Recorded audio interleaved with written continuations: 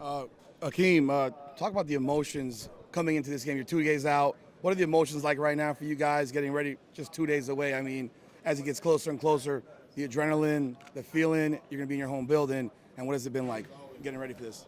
Well, for our team, I think it's important to stay calm, not let the nerves get up or get affected by these things. For me personally, it doesn't really feel real yet. It'll probably feel real once I run onto the field for warm-ups. But right now, I think we're just calm, just still preparing and getting ready for the game. If I can follow. Akeem, you said remain calm, but what was practice like this week for you guys? It's been the same as every other week. At the end of the day, we're facing it's just another opponent. Obviously, it's the most important game of the year, but we're going to prepare like they're anybody else, and practice has been the same as it has for the last 16 weeks, so it's no really different, just practice, preparation, and get ready for the game. No details on preparations, but how do you deal with a quarterback like Fernando Mendoza, what you have seen, I'm sure, in game film throughout the season in these last two playoff games? Wait, can you ask it one more time? I didn't hear the beginning of it. I know you said about preparation, and not so much details game plan, but how do you prepare for Fernando Mendoza, the film you've seen on him and the last two playoff games? The last one, of course, he threw for 5 touchdowns. Obviously, he's an amazing player, Heisman Trophy winner, but it's pretty simple. They don't play complicated football. They're a very simple team, but very disciplined team. They want to run the ball, and then when they have to or when they need to, switch it up and have Mendoza throw it. He can throw the ball, obviously. Very talented, smart player. But our goal is stop the run and rush the passer and get him uncomfortable and make him make silly decisions while affecting him. I know that you guys are the visiting team, but you get to use your home locker room. So is that a benefit for you guys? It's just to be like the comforts of being familiar with things. I think it could be a benefit. We're in our home locker room, so we're comfortable. It's somewhere we've been before. We're familiar with the atmosphere, so it could be a benefit. Another one. You've been here now a number of years. This journey for you as a player, and to culminate your final season in college, winning a national championship. What is that like for you? And that journey, because it's been a long one, right? Yeah, it means the world. I've had a long journey. I've been in college longer than most. I've dealt with a bunch of different things, but finally getting this far and being able to compete for a national championship means the world. And I'm able to do it with guys that I've been around for 4 years, and even the new guys coming in. We've built a brotherhood, and it's awesome to be able to compete for a national championship. Akheem, could you talk about your relationship with Jason Taylor, when you met him, when you were thinking of coming here, and what specifically has he worked with you on? When I first got here, I didn't really know much about Coach Taylor, but everybody told me he was a Hall of Famer and he was an amazing player. So I did the research myself, and yeah, he was awesome. But he's our coach, but he's also like a big brother to me. I feel like he's hard on us when he needs to be, and then I go to his office almost every day and just sit there and hang out with him, or watch football, or watch the news, whatever it is. I can hang out around him. I can go to his house if I want to. Like, he's really like an older brother to me, and I have a ton of respect for him, and he respects us as well. Like, it's mutual. But he's taught me a bunch of things. I'd say mainly mental, like the way he sees the game, the way he sees different formation fronts, the way he would attack or approach different blocks. Football is 80% mental, and I think he's really impacted me mentally on how I see the game. Hi, how are you? Against Ole Miss, you had the elbow. Tell me what's going on with your elbow. What kind of rehab recovery have you done this week? Just rehab and treatment. I got fitted for a custom brace. I have that now, so you'll see me on the field with this huge brace on my arm. But it's really just to stop the movement from happening again, overextending my elbow. But I'm game day ready. I got to protect it. And then you guys didn't give up in that game against Ole Miss, even when it was frustrating. You couldn't quite get to the quarterback. How do you see this game with Indiana playing out? Where can you get home? Can you get to the quarterback? I think we'll be able to get to the quarterback because Indiana's they're a simple team. but they play very hard and they're very disciplined. They want to run the ball, pound the ball, and then mix it up and have the ball in the air. But really, our goal is just stop the run and rush the passer and affect Mendoza. It's really that simple.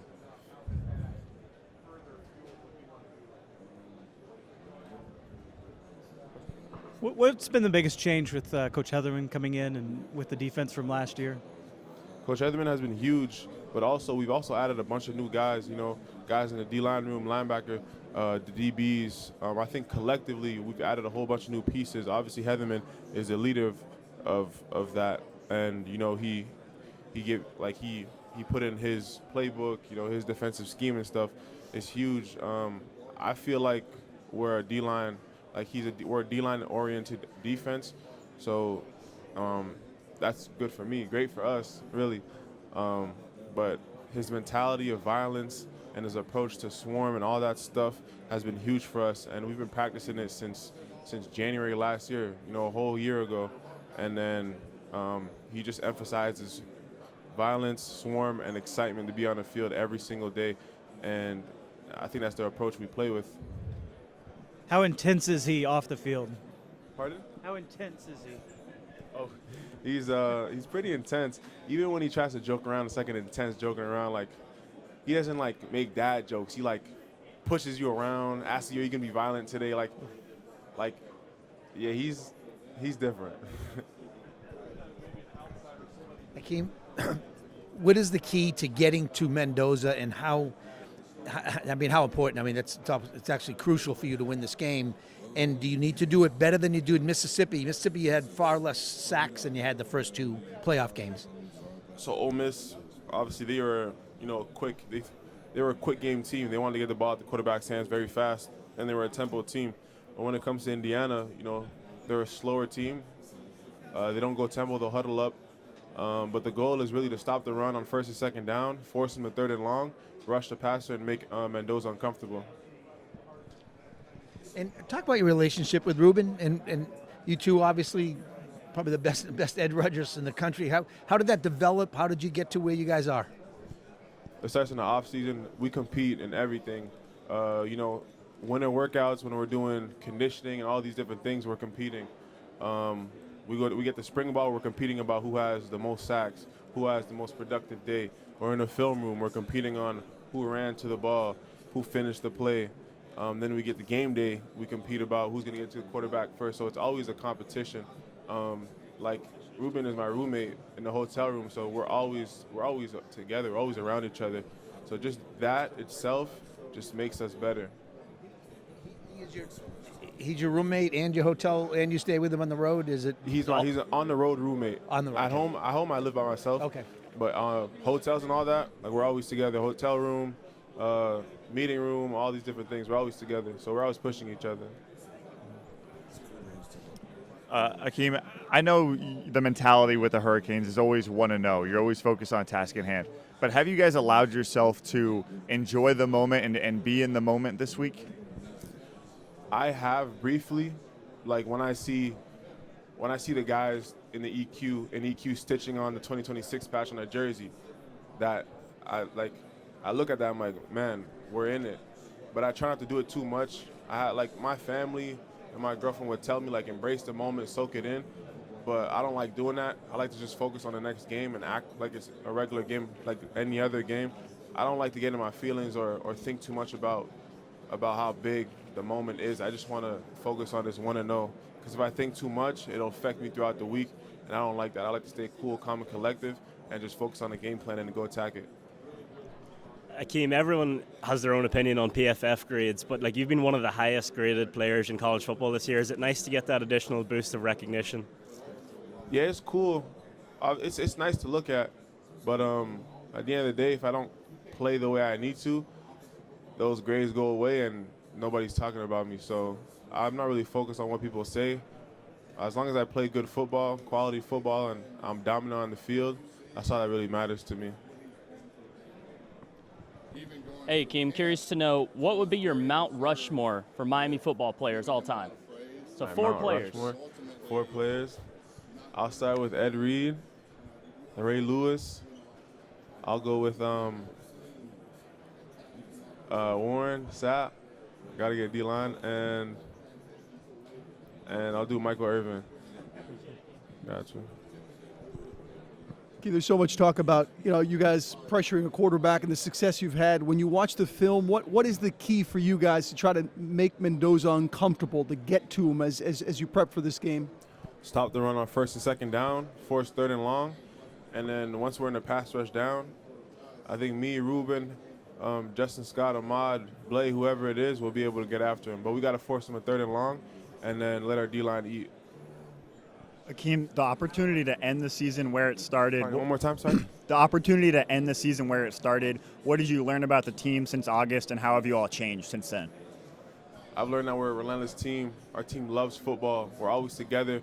You hang around the facility, you see a bunch of guys hanging around after practice, catching jugs. Me and Ruben doing D-line work. Ahmad hitting the bag.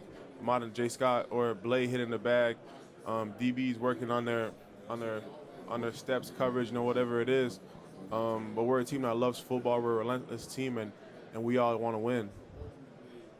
Akheem, at what point did you kind of feel like you got to know Coach Heatherman? Like, what were you curious about him when he came in, and what were some of those early moments that sort of led you to say, like, okay, yeah, this guy's a good fit for us? Yeah, when he first came in the building, I think it was the first day when he introduced himself, I wanted to get to know him. I wanted to get to know his defense. So me and Ahmad, we met with him for like an hour and a half, maybe 2 hours the first day he came in. And, I didn't really know much about him personally, but I wanted to learn about his scheme. And as we went on and he started running meetings during summer workout or winter workouts and stuff like that, leading in the spring ball, he always talked about physicality, swarm, and excitement to be on the field, and even his energy while we're out there. He's a crazy guy. He's always jumping around, screaming. His personality matches his culture and what he tries to instill in us. What would it mean to win a title at home here for Miami? It'd mean the world. Not only for me. It'd mean a lot for me. I'd obviously win a title in Miami, but I'm more excited for the guys who grew up here. Guys like Ruben, Ahmad, Coach Cristobal, who was a Cane from birth. Really, it means a lot to me. But I'm mainly more excited for the fans, the people who grew up here, and our players who grew up around Miami football. Miami's produced a lot of legends over the years. What's it like when you see, Michael Irvin or Ray Lewis right next to you along this journey with this team? It's awesome. It's always good to have those guys in your corner cheering on for you. Akheem, you guys have won some close games on this playoff run. Indiana's had some blowout wins, but if it comes down to a one-possession game late, what makes you guys so comfortable in those tight moments down the stretch? We practice those moments every day in practice. Every day on Green Tree, you're doing 2-minute drill, all these different things. So we're ready for the moment. It's just a matter of who's going to be on the field, offense or defense. One more. How interesting is it, traveling here or to where the team hotel is from, 10 miles away or so, whereas Indiana has to come down? Has that logistics been a benefit to you guys this week for all this sort of stuff? Definitely. Not only, I'm not going to say the hotel, but being able to practice in our practice facility like we do every other day, I think it's a huge benefit to us because now, we're not practicing at a random high school where we don't have a lot of equipment. We have all of our equipment, the stuff that I like to use pregame, I'm able to use it and stuff like that. So being able to stay at home and practice on Green Tree is huge. How was this week for you guys? We talk about all the distractions and all the different stuff. At what point during the week did you say, okay, this feels normal, none of this stuff is really getting to us, that you feel comfortable, you guys are really focused on the game and not all the stuff around it? For me, it started the day after Ole Miss. And then for the team, I can't speak for everybody, but once we got into the team meeting, the Monday football week, I'm not sure what day it was. I don't even know what day it is today. But the Monday of the football week, so 2 days after the game, we had a team meeting, and Coach Cristobal just explained to us that, ignore all the media, ignore everybody praising you, ignore all that stuff, because it's really nobody outside of whoever's in this room is going to make a play for you. We got 150, and the 150 people in this building are the ones who've been with you from day one to now. So just focus on us, ignore the exterior noise, and get this 1-0.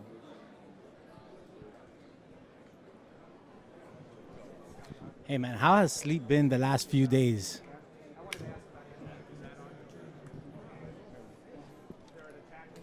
How's it going, man? How has sleep been the last few days? Sleep? Yeah. It's been good. Yesterday, we slept at the hotel. The day before, I slept at home. But sleep is a huge thing for me. This year, that's one of the main things I changed is what time I go to bed at. Before, I used to go to bed pretty late, 11 o'clock, 12 o'clock. Now I try to get in bed by 9, and I try to be asleep by 9:30. So sleep is great. Stop, I say. Now, Hey, J Fresh 99 Jams. All right, what's in your headphones on Monday?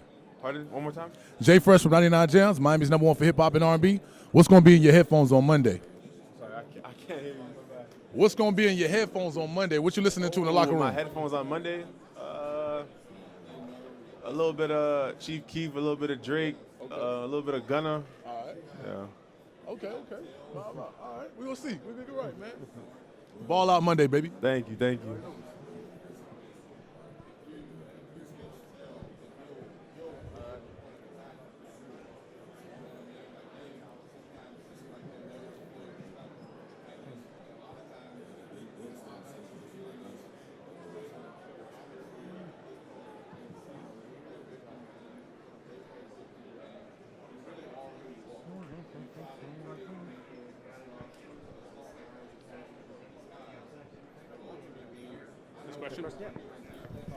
How are you doing? Good, how are you? You feeling good today? Yes, sir. All right, so what I want to ask you is the last couple rounds, Indiana's done a great job protecting Fernando Mendoza, but if you look back this season, Penn State games, a lot of blitzes, a lot of pressure. How important is it for you to get Fernando and your team to get him off his spot to create, that pressure to make him make mistakes and to put a lot of pressure on their offense? It's extremely important. I think that's what's going to decide the game. Our ability to, stop the run and then rush the passer on 3rd and long, and we want to hit. You want to hit the quarterback early, right? You want to hit Mendoza early, make him feel you, so then he remembers that, and every time he throws the ball, maybe he won't go through his full progression, or he won't take his full step, or he'll step back as he's throwing the ball. You want him getting him uncomfortable early in the game and force him to make, maybe bad decisions throughout the game. But getting to him is going to be super important. Thanks. Good luck. Thank you. Akheem, you spoke about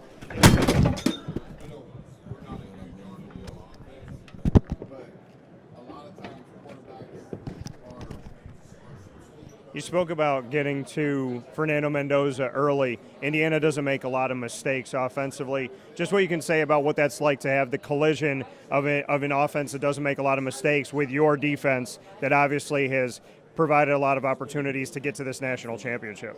Well, they're a very disciplined group, as you're saying. So we have to be disciplined for one, and then we need to stop the run 1st and 2nd down, forcing the long, 3rd and long, and stuff like that. And then once we get the passing downs, be able to rush the passer.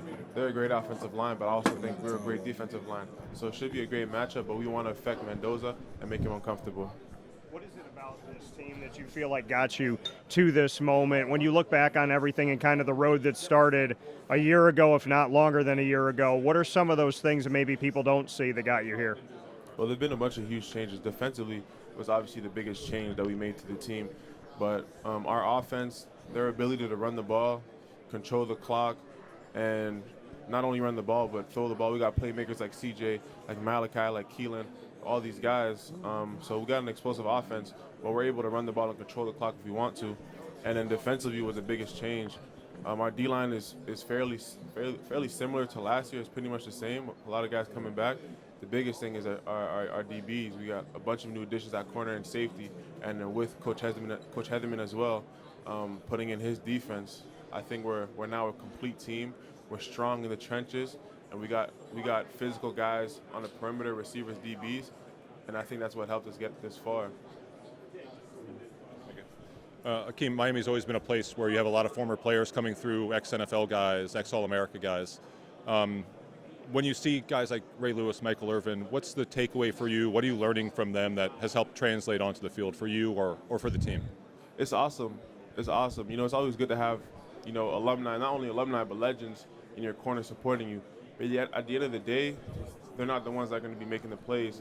They can tell you, they'll motivate you, tell you, give you,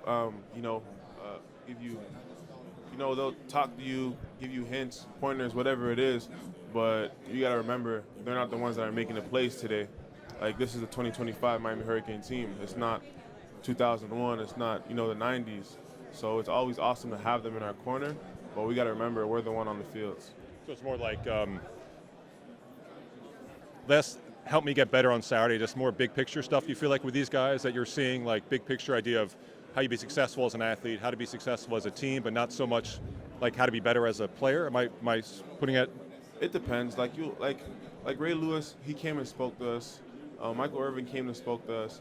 So they'll give us, their opinion on what a winning team looks like, what their team looked like, the Brotherhood. You always hear the guys, like the legends, talk about Brotherhood, about how they were always together. So they'll talk to us about what their winning team looked like so we can apply it to our team. And then, like I said, they'll give you pointers and stuff if you ask. But yeah, they make the team better because we take what they say and we try to apply to ourselves. But individually, unless you meet with them personally, you try to watch film with them and ask them questions, you probably won't get better individually by asking. But like if you want to, you can I can ask Michael Irvin whatever I want. If I see Ray Lewis on the sideline, I can go ask him questions. But once again, all they can do is talk to us and give us pointers. At the end of the day, we're the ones on the field, playing the game. Thank you. Akheem, is there any more sense of urgency this week, knowing that the defensive back room is a little banged up? You have Lucas obviously out for the first half. Do you, as a group in the defensive front, kind of talking to each other about how you got to get home to Mendoza, especially with what's going on behind you? I don't think there's a different sense of urgency this week as there is for any other week. We're playing a great team, yes, but we've played a great team the last few weeks. There's no different approach to this game. It's going to be the same approach as every other week. Yes, our DBs are banged up, but we have a deep DB room, so it's always going to be next man up mentality. D-line wise, we're always going to do the same. We're going to try to stop the run, and then once we get the third and long, affect the passer by rushing. But it's a pretty simple game plan. Really, just stop the run, force them to third and long, like passing situation, and make Mendoza uncomfortable. And how are you feeling? You got banged up there in the second half of Ole Miss. Feeling good? Yeah, I'll be all right. Yeah. You touched on a little bit. So much is made out of their passing game, but their running game is really strong too. How do you defend against that too? Because Hemby's had a really good season too. We got to be technically sound up front and physical, and then our DB, our linebackers got to fill in their gaps, and then safety's got to also help as a third level. But if we're physical up front, we play technically sound, good technique, gap integrity, I think we'll be able to stop the run. And then once we get the third and long, I think our pass rush speaks for itself. It feels like this season the way teams have attacked your pass rush is to get the ball out fast. How do you defend against that, for lack of a better term? Really, for us as a D-line, there's nothing you can do if that ball comes out fast. All you got to do is, continue to win your one-on-one, and eventually he's going to have to hold the ball for 2.9, 3 seconds plus. So when those situations do come, you got to take advantage of it. Regardless of how the season ends or Monday goes, this is how the season ends. What does that mean to you? Wait, say it one more time? Regardless of how Monday goes, this is the season finale. What does that mean to you? It's crazy. It's my last college football game of my life. That's really it. It's just being able to compete for national championship as the last game of my career, my college career, is awesome. And I'm gonna give it my all. Thank you. What's it like to play in the college football playoff national championship game, but also play it here in Miami? It's huge. I'm extremely excited. I've been here for 4 years, but I'm happier for my teammates, guys who grew up here, Ahmad, Ruben, Wesley, all those guys. I'm happy for those guys and their families, and also the fans, the people who've been diehard Miami fans since they were babies. It's cool for me, but it's even better for them. I'm excited for everybody else who's been here and grew up here, because this is all they've known, this is all they've been around. You've probably answered like 10 questions about this already, but can you just talk about Indiana's offensive line? You've been extremely effective in getting to opposing quarterbacks this year. What's it going to take to get past that group? So we need to stop the run on first and second down. They're a team that can run the ball and run the ball effectively. Their two starting running backs, number 1, number 8, they both have 1,000 yards rushing. So they're very capable of running the ball. So we need to stop them on first and second down, force them to third and long, a passing situation, and then I think our pass rush speaks for itself, and we have to make Mendoza uncomfortable. I know this is the way you go out of your college career. I just want to know your game day process and if it's any different on a game of this stature, like a championship game. My game day process is pretty simple. I wake up, I listen. I don't like listening to fast-paced music, so I'll probably listen like a little bit of slow Drake, a little Daniel Caesar, Bryson Tiller. Something. Start off the morning slow, and then once I get to the stadium, I'll roll out my hamstrings, my lower body, and my back. And then once it's time to start warming up, then I'll start listening to faster music, Chief Keef and stuff like that. But yeah, it's pretty simple. Appreciate you. No problem. I'm from Louisville, so shout out Bryson Tiller. Yeah. But what changed for you guys? Your backs were against the wall after that Louisville loss, and especially after SMU loss. How did you guys believe that you could still get here? Coach Cristobal told us it wasn't over with, and that's our leader. That's the leader of this team. So anything he says goes. We follow him. We're ready to do whatever when it comes to Cristobal. So, he told us it wasn't over. He told us we can win. If we win out, there's a high probability that we'll make it into the playoffs. And once we do make it into the playoffs, we got to take advantage of it. And that's what we did. Hi. Hello. How much motivation do you guys take from being the underdog in your own stadium this time? I can't speak for everybody else, but for me, I've been an underdog my whole life. So being an underdog in this last game, being an underdog in every game we played in the playoffs really doesn't mean anything to me. It might fuel me a little bit, but at the end of the day, I just want to play football and show that, we are the best team in the nation. How different will it be to be on the other sideline? Will that play mental games with you at all? It won't play any mental games because we've practiced at the Hard Rock when there's nobody there, right? And we've used both sidelines, so it might look weird, but at the end of the day, a football field's a football field. So, yeah. Akheem, you got your teammate right next to you in Ruben Bain. You guys have been a powerful force, on the defense.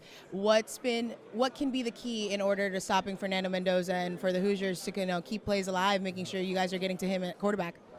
So, it's fairly simple. Just stop the run on first and second down, and then force them third and long, an obvious passing situation.